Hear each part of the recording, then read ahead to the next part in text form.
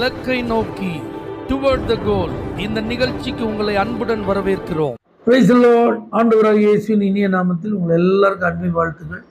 மத்தேயு எழுதின சுவிசேஷம் 25ஆம் அதிகாரம் 40வது வசனம். அதற்கு ராஜா பிரதியுத்தரமாக, மிகவும் சிறியவராகிய என் சகோதரரான இவர்களில் ஒருவனுக்கு நீங்கள் எதை செய்தீர்களோ அதை எனக்கே செய்தீர்கள் என்று மெய்யாகவே உங்களுக்கு சொல்லுகிறேன் என்பார். பரலோகத்துக்கு போனதுக்கப்புறம் நம்ம இந்த பூமியில் செய்த அந்த கிரியைகளுக்கு பலன் தருகிறவர் தேவன் அப்படிங்கிறத உணர்த்தும்படியாக சொல்லப்பட்ட வேத பகுதி. பசியாக இருந்தேன், சாப்பாடு கொடுத்தீங்க. தாகமாக இருந்தேன், தாகத்தை தீர்த்தீங்க. அந்நியனாக இருந்தேன், சேர்த்து கொண்டீங்க. வியாதியாக இருந்தேன், பார்க்க வந்தீங்க. காவலில் இருந்தேன், என்னை விசாரிச்சிங்க. அப்போலாம் ஆண்டவர் சொல்லும்போது அவங்களும் சொல்கிறாங்க, ஆண்டவரே இப்படிலாம் நாங்கள் உங்களை எப்போ பார்த்தோம். அப்போலாம் ஆண்டவர் சொல்ல, இந்த சின்ன ஆட்களில் நீங்கள் யாருக்கு என்ன செஞ்சீங்களோ அதை எனக்கே செய்யும். அப்போ ஆண்டோடைய பிள்ளைகளாகிய நாம் நல்லா ஜெபம் பண்ணுறோம், பரிசுத்தமாக இருக்கோம், விசுவாசமாக வாழ்கிறோம், நல்லா ஆராதிக்கிறோம், ஆலயத்துக்கெல்லாம் கரெக்டாக போகிறோம். இதெல்லாம் ஓகே தான். ஆனால் நற்கிரியைகள் அப்படின்னு வரும்போது நம்ம மற்றவர்கள் சம்பந்தப்பட்ட காரியத்தை கண்ணோக்கி பார்க்குறோமா? அதான் ரொம்ப முக்கியம். வஸ்திரம் இல்லாத ஒரு ஆளை பார்க்கும்போது, சாப்பாடு இல்லாமல் கஷ்டப்படுற ஒரு ஆளை பார்க்கும்போது நமக்கு ஒரு மனதுருக்கம் வருதா? நம்மால் இயன்ற ஒரு உதவியை அவங்களுக்கு செய்யணும் அப்படின்னு தோணுதா? 17 வயதில் டிபி வியாதினால் இன்னும் உன்னை காப்பாற்ற முடியாது, அதனால் நீ வீட்டுக்கு போகலான்னு சொல்லி அனுப்பப்பட்ட ஒரு மனுஷனை ஒரு 12 வயது சிறுமி போய் பார்த்து சுவிசேஷம் சொல்ல போனால் கோபத்தில் விரட்டி எடுத்து விட்டார். அவன் கொடுத்த புதிய ஏற்பாடு தூக்கி எறிஞ்சிட்டார்.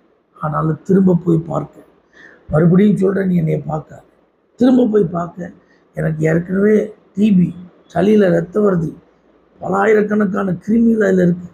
இந்த கிருமியோடு நான் உன் மேலே துப்பிட்டேன், உனக்கும் இந்த வியாதி வந்துடும் மிரட்டினாலும் மறுபடி கண்ணீரோடு அந்த நபருக்கு முன்பாக முழங்கால் படிக்கிட்டு ஜெபித்த போது, இவன் எதுக்கு எனக்காக அழணும்?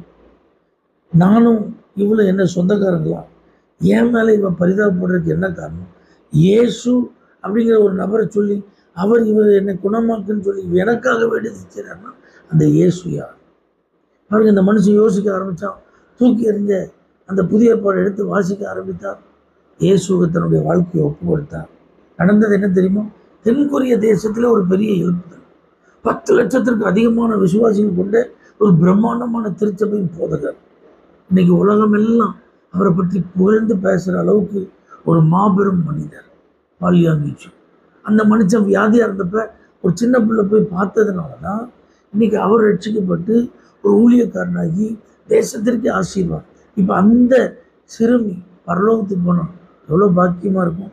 16 வயசில் இருதயம் வீங்கி சாவு கிடந்த ஒரு மனுஷனை பார்க்க போன ஒரு நபர் அல்லது ஒரு குழுவினர் இயேசுவை சொல்லி, ஆனால் பாருங்கள், அந்த நபர் எப்படிப்பட்ட ஆள்?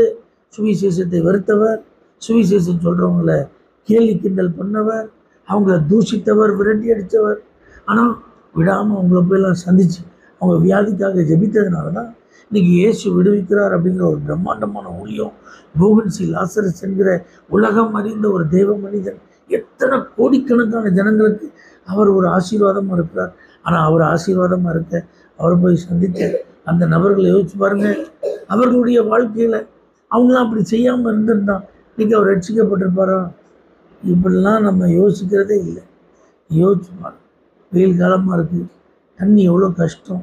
நீர் மோர் பந்தல்னு அரசியல்வாதிகள்லாம் தண்ணீர் பந்தல் வச்சிட்ருக்காங்க. நம்ம சபைகளில் வைக்கலாமே? விசுவாச பிள்ளைகள் வீட்டில் வசதி இருந்தால் உங்கள் வீட்டுக்கு முன்னாடி வைக்கலாமே? காக்கா குருவிக்கெல்லாம் மாடியில் தண்ணி வைங்கன்னு சொல்லி சமூக ஆர்வலர்கள் சொல்கிறாங்க. அவங்களுக்கெல்லாம் எவ்வளோ அக்கறை இருக்குது. ஆனால் தேவனுடைய பிள்ளைகள் சொல்கிற நமக்கு என்னங்க அக்கறை இருக்குது?